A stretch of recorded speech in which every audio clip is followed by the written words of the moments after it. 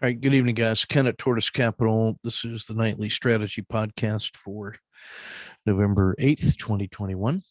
Let's go ahead and get started. We had an inside day with a doji today.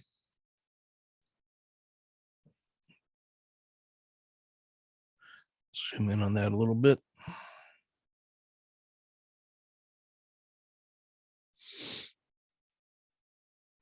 So we've been enjoying this 10-day move.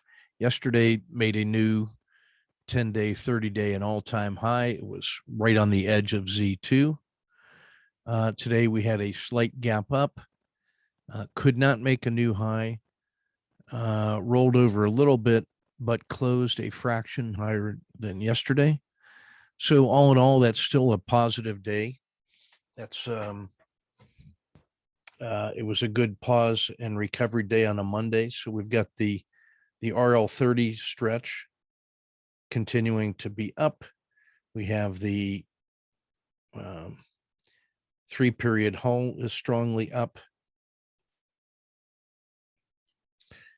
We have the PSAR extension strongly up.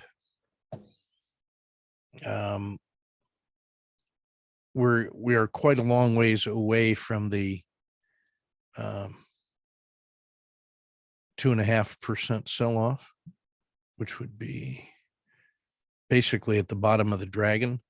So if we looked at the bottom skin of the dragon, which is just underneath the Z1, that's like 2.5% away. So that's quite a long distance to fall.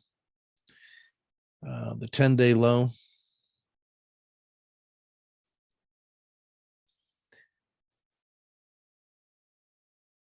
Was made 9 days ago. And that's, below the PSAR even. So that's at 454.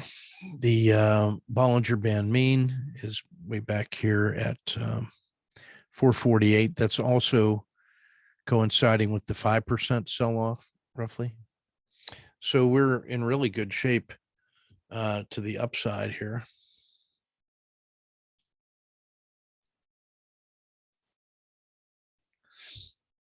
In order to respect the strength of this move and to lock in the gains, my stop, I would say, is still at the 1 bar low around 467.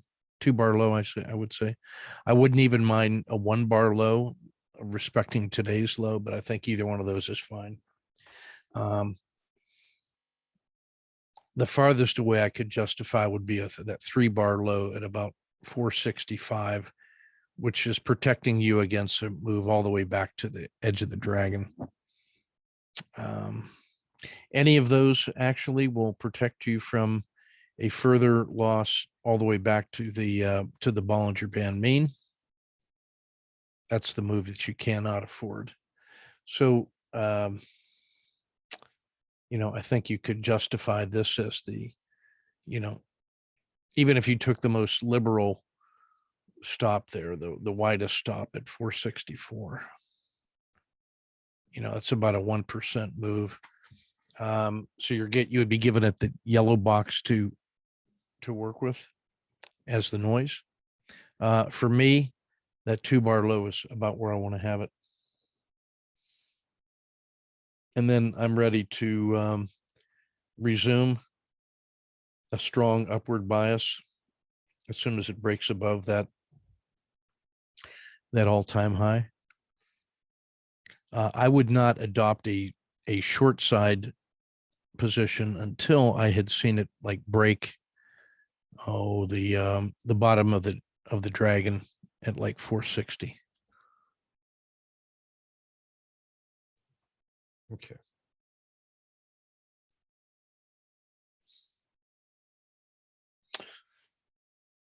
Let's look at the sectors for today.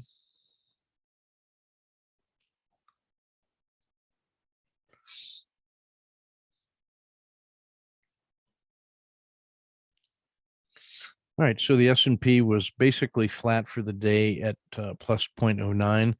It was better than the marginal losses in treasuries and the Qs, which were the worst performers at minus 0.14 and 0.19 respectively. Pretty respectable performances, for those being the weakest. The Russell and the Dow up 0.28 and 0.31. And then the best performer, emerging markets at 0.92 for our 6 primary indexes in the yellow there. All right. Let's look at the sectors that were worse, because there were only a few. Agriculture down 0.26, lumber down 0.6, S&P bio, staples, consumer discretionary, and then Simon Property Group down 1.8. Now, oddly, Musk continues to play his games. That Tesla was down 4.8%. So he had a Twitter poll asking folks their opinions on what he should do with 10% of his stakes. They all agreed he should sell and make more shares available. And the Twitter poll kind of produced a sell off of 4.8%. I think more people are going to look at that as a buy on dip opportunity than anything else. All things considered. Apple down 0.56, Squarespace 0.26. But otherwise, pretty strong day. All right, let's look at the upside. So again, the S&P was up 0.09. Your first cluster of strong sectors in here, reading up the stack: Mexico, tech, finance, blended commodities, wheat and precious at 0.78. The 2 ARCs, genomics 0.83, innovation 0.91, energy 0.91, materials. Oh, I missed oil in there. Sorry. There's oil. Oil 0.95. Materials 1.25.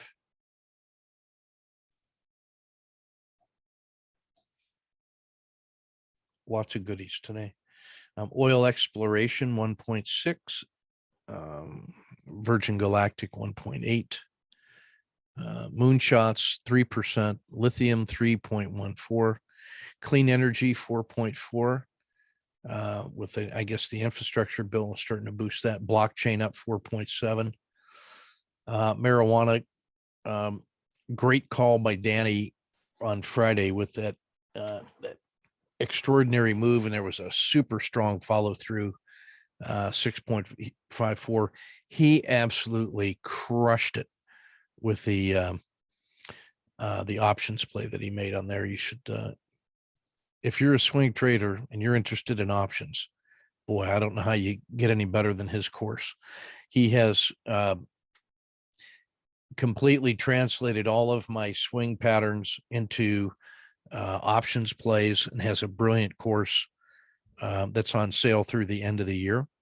And especially if you bundle it with the TC2000 to do all your sorts and scans, that is a turnkey swing trading solution for options that is well worth your attention. He's done masterful work on that, I must say. All right. The cryptos just absolutely slaughtered today. They were slaying. Let's take a look at what they did. You had the Bitcoin futures up 8.4%. The Grayscale Bitcoin Trust 7.7%. Ethereum up 5.76%.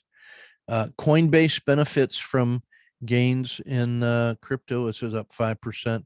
Blockchain obviously 4.77. Here is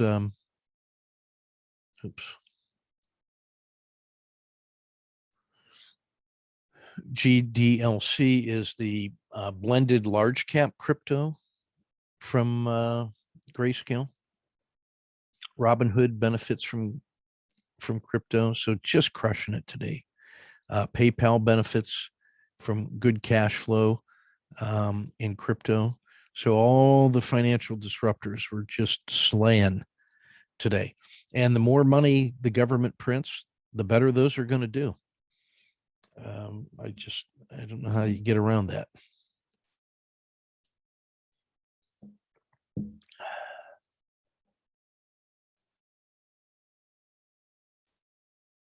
The kids have paid for their college educations with the student loans they took out and which they put into Ethereum. So that's not bad. I like having them around. They're pretty smart. All right, let's go to the charts, see how the boys did today.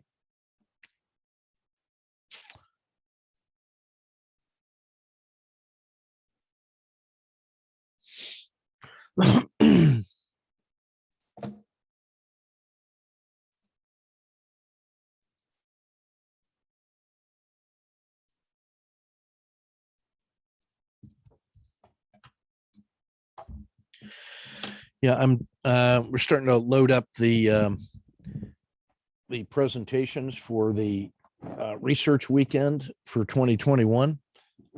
Betty Holtman from Canada is showing, she's going to be showing her crypto plan. She has completely reinvented her life with crypto. Farmer, survivor. She uses her crypto miners to heat the farm buildings, and she has developed strategies for rotating among the coins and tying that to good interest earned. She's pegging it and doing a great job. She just sent me a link to the Helium Network, which is offering line of sight radio hotspots that cost $400, but which earn $100 a month of in crypto coins in the Helium network. It's kind of free internet plus earning money just for running the support network. So we're going to check that out. So she's one of a dozen folks that are contributing to the live research or the research weekend and the live presentations.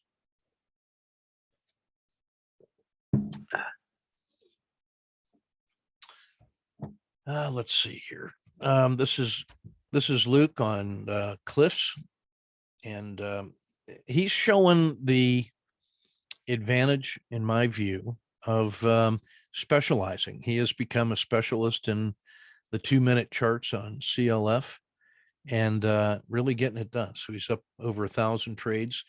His histogram and his lessons learned from about 18 months of hard work is going to be part of that research weekend. We're going to see how he developed his personalized trading strategy, the discipline that he's been applying to it, and his lessons learned. We'll see how that goes. I'm excited to see it. So there's a gap up. He waits to see about a 5-minute range and then buys it when it goes above the VWAP. Uses a reasonably wide stop. Lets this thing peak and then takes a 1, 2, 3 exit at the edge of the dragon. I'm so happy. And then his stop and reverse, he waits for it to get through the VWAP. You can see right there. So he's and it's basically collapsing below his entry. So he's taken the momentum to the downside and nicely played. And there's his exit in the elbow of the dragon, if you will. That's 2 pretty good trades for 0.6 and 0.6. I'm liking it. He gets a stop and reverse here. When this failed to come through the dragon and started to resume, he buys it right there he uses a stop to the bottom of the PSAR. That is the school solution. He gets 1, 2, 3. Now notice there's a high and a lower high. So this time he is strict on exiting before it crosses below the VWAP. Now it didn't, but you don't know that it's going to do that. There's every reason to believe it could come down and hit the dragon support. So he's really protecting against that loss with this excellent stop. So that's another +1. So he's at 2.2 for the day. He's able to sit on his hands during the grind. And now notice you got a high, a lower high, and it's finding supports. You're getting this kind of triangle action here. He buys the Z2 breakout with a stop at the bottom here, and he takes a great fractional loss and then stops in reverse when it falls below the dragon. He notices a high and a lower high, so he's in the money. Could have gotten it here as it crosses the VWAP. He knows I was going to say something about that. But then he gets it here on the Z3. Notice how it's reasonable to wait for it to violate below the Z3 line. There's nothing wrong with that whatsoever. You know, you've got sort of the VWAP is the great demarcation, but he kind of waits for a little bit of extra confirmation. Nothing wrong with that. And then he crushes it here. Maybe a little slow on the, unless that's the exit there. If that's the exit, I'm really happy. If that's the exit, that's not bad, but I would much prefer that exit right there. And then the continuation play, it fails. He takes it as it hits the PSAR for a fractional loss. Notice on his wins versus his losses, he doesn't stay wrong too long, gets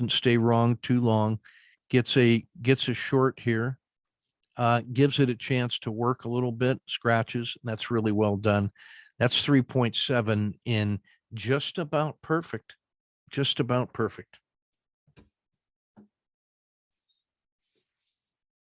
The difference between that and perfect is not worth talking about. So well done, Luke. Keep doing that. All right, next up, here's some EWZ.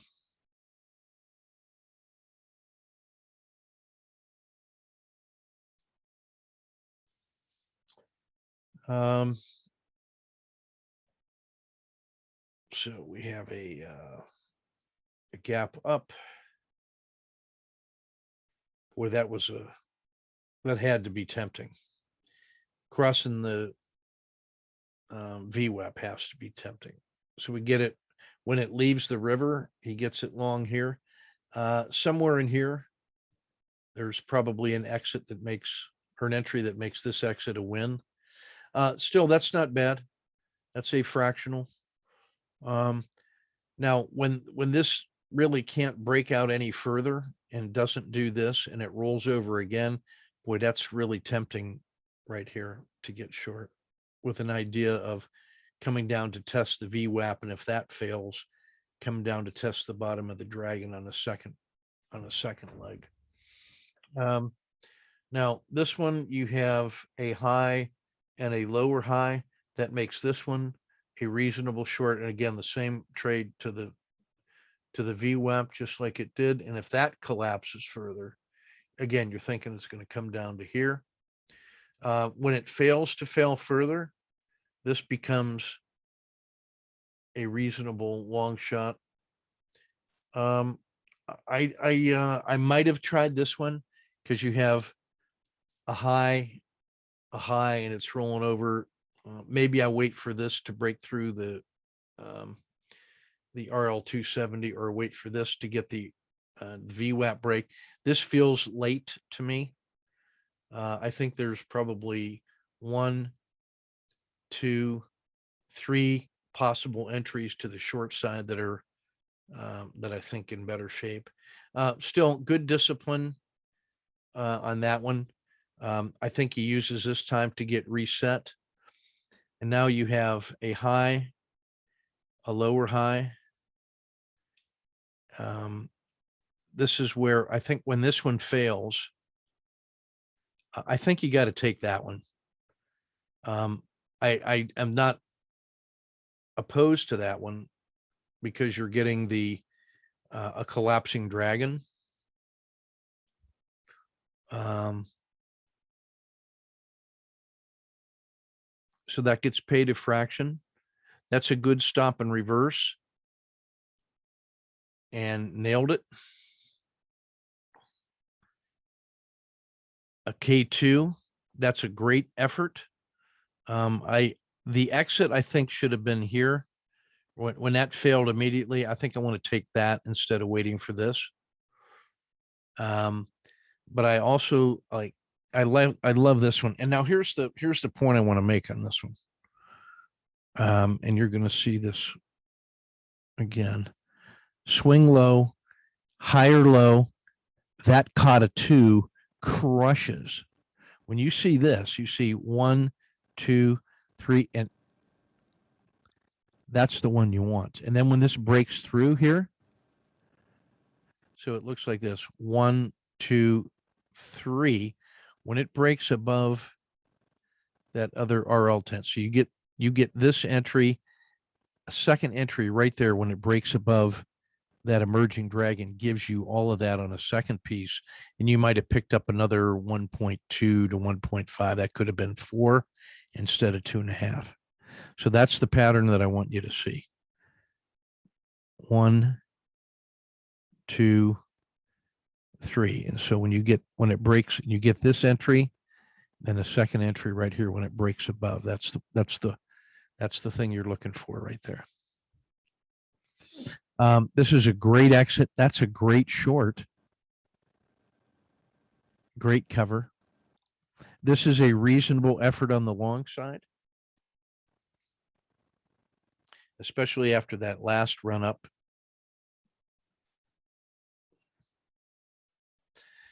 And now I want you to see that same pattern we just looked at, but now to the downside. So you have 1, 2, 3. That's where the short is right there. Because now you have this. So this is that peak. This, where it bottoms out, is that one. Where this peaks out here with the top of the dragon is here. And that makes this collapsing dragon, which also is right on the VWAP. That makes this the short, which was also where your exit was on that one. So that's a great exit, but you can go ahead and make that a stop and reverse, and you get an extra piece instead of waiting for this. You get that exit, you get that entry here. And now instead of 2.2, that becomes about 2.7 and 0.9. So that's like an extra R. Still, that's a great entry. And this is a great, when this fails to get even better and collapses again, that's another great shot. And then a pretty good exit to keep that second entry in the money. So pretty nice. And 4 for the day. That's pretty good work right there. Nice work. Here's Ken H with some Tesla.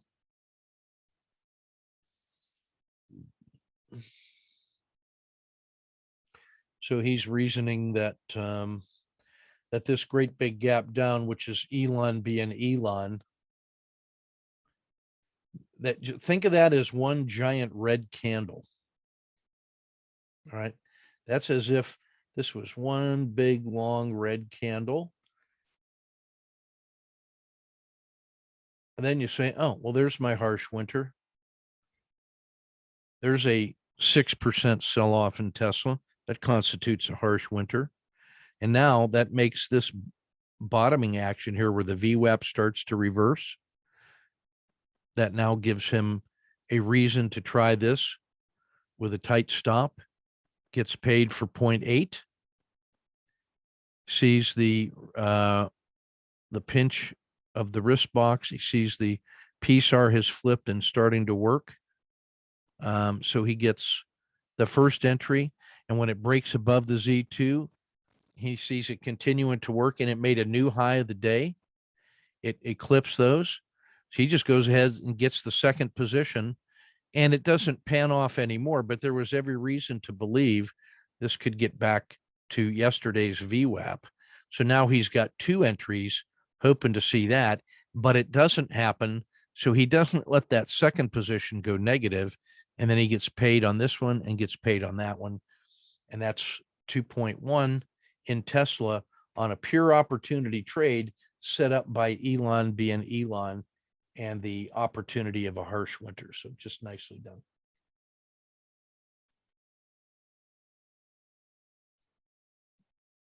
That's how you do that.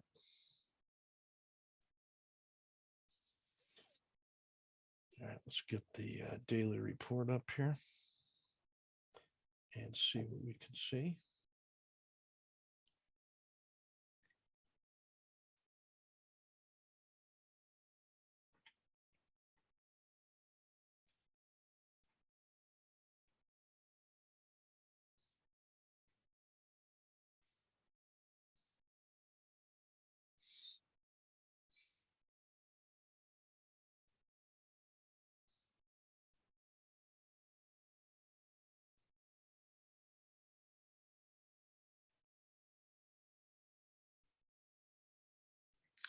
All right, let's go to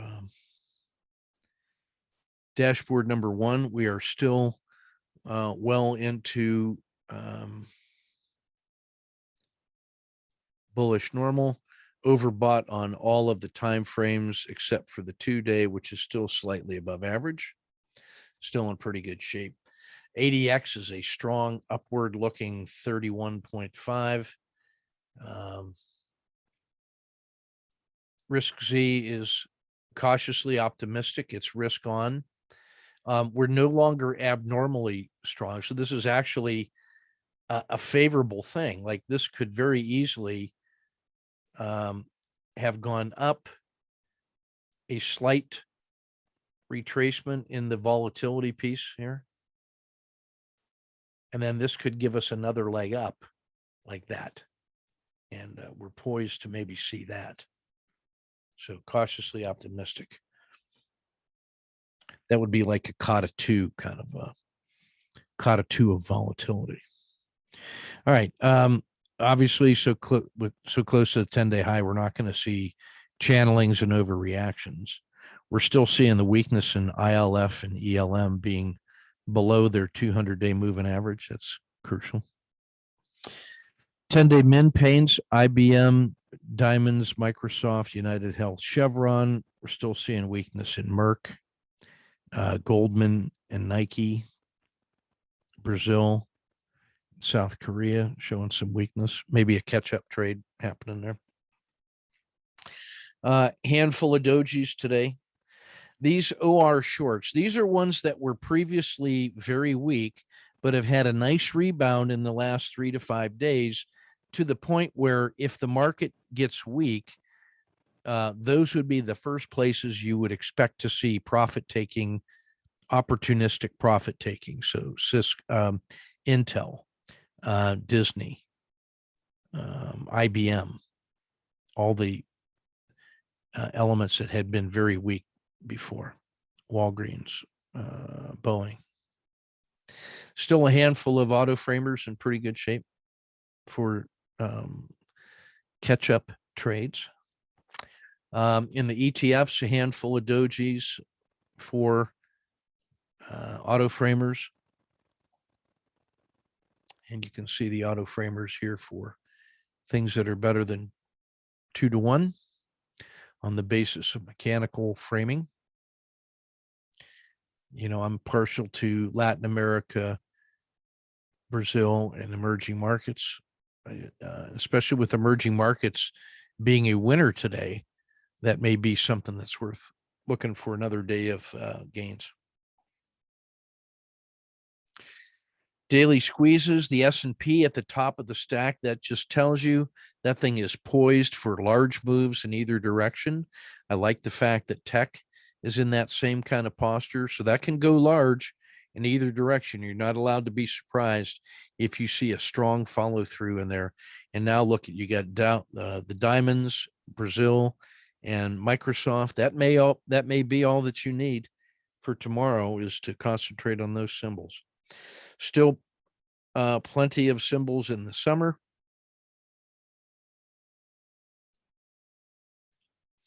And I'm looking for the key leaders in the green. IBM has been recovering nicely. US Steel is a long-term good play, as is United Health and Exxon Mobil. And then in the ETFs, even easier to see, you've got Mexico, gold, silver, blockchain, metals and mining and materials to choose from. Lots of goodies there. All right, that's everything we got for today. Let's get this published and posted. Good work, Luke. Looking forward to seeing your paper. And we will catch you guys tomorrow. Ready to rock.